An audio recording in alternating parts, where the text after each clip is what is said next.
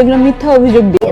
Guys, দেখতেই পাচ্ছেন আবারও সানাই মাহবুব আলোচনায় চলে আসছেন, যাকে নিয়ে একসময় আলোচনা সমালোচনার ঝড় উঠেছিল।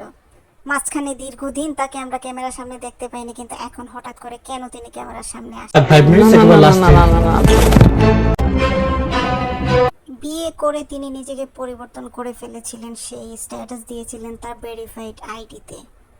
হিজাব পরে নিজেকে পরিবর্তন করে ফেলেছিলেন, আসতে চাননি আর ক্যামেরার সামনে। বিয়ে করেছিলেন একজন ব্যাংকারকে, কিন্তু হলো না তার সাথে বনাবনি। দুজনের সাক্ষাৎকারে বলেছেন একজন আরেকজনের গায়ে হাত তুলেছেন, তারপরেই হয়েছে দুজনের ছাড়াছাড়ি। তারপরেই তিনি চলে আসলেন ক্যামেরার সামনে এবং সাংবাদিকের আবারও প্রশ্ন, তার এক সাবেক মন্ত্রীর সাথে বাগদান হয়েছিল, কি অবস্থা সেই সম্পর্কের, এবং তার স্বামীর সাথে কি অবস্থা, দুইটা সম্পর্কের মধ্যে কি অবস্থা চলতেছে। কিন্তু এই প্রশ্নের উত্তর দিতে রাজি নন সানাই মাহবুব।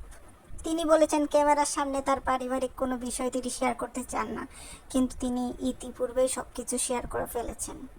কিন্তু কোনো কিছু শেয়ার করতে না চাইলেও এখনো পরিষ্কারভাবে জানা যায়নি কেন তিনি আবারও ক্যামেরার সামনে আসলেন, কি চান তিনি। বন্ধুরা, এই প্রশ্নের উত্তর যদি আপনাদের কাছে থেকে থাকে তাহলে কমেন্ট সেকশনে অবশ্যই জানিয়ে দিবেন।